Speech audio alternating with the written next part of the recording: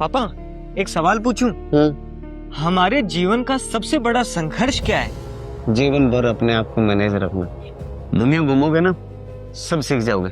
चलो अपने सब्जी भी लेके आते हैं और तेरे को बताता हूँ कि जीवन का सबसे बड़ा संघर्ष क्या है। चलो आओ। जिम्मेदारी दी नहीं जाती, जिम्मेदारी हमेशा चल के ली जाती है। घर की जो सामान है ना, वो खरीदना सीख लो।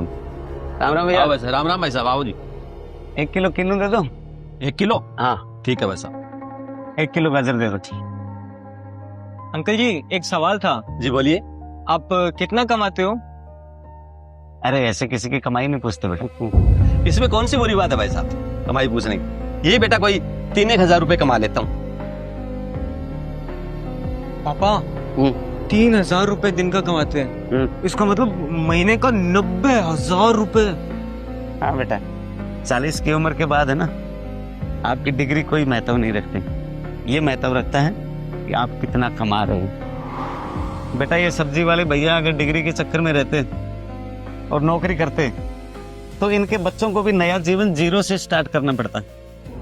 अब इसने मेहनत करी, अपना सब्जी का काम जमाया और हर महीने 90,000 रुपये कमा रहा है। अब इसके बच्चे अगर नौकरी नहीं भी कर पाए तो वो अपना जीवन यहाँ से शुरू करेंगे जहाँ इनके घर में 90,000 की कमाई ऑलरेडी हो रही है। सब्जी वाले भैया की डिग्रियां तो बच्चों को काम नहीं आती, लेकिन उस सब्जी वाले भैया का जो कारोबार है ना, वो उनके बच्चों को जरूर काम आएगा। 40 की उम्र के बाद है ना, आपकी डिग्री कोई महत्व नहीं रखती। ये महत्व रखता है कि आप कितना कमा रहे हैं। माना कि पैसा सब कुछ है, पर पैसा ही हमारी पहचान नहीं है। अगर ऐसा होता ना तो दुनिया का हर अमीर आदमी खुश होता। पापा आपने एक चीज नोटिस की क्या?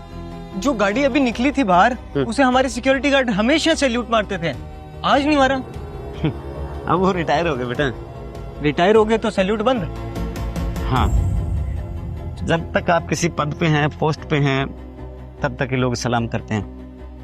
जिस दिन आप रिटायर हो जाते हैं ना, उस पद का, पोस्ट का कोई मतलब नहीं रह जाता।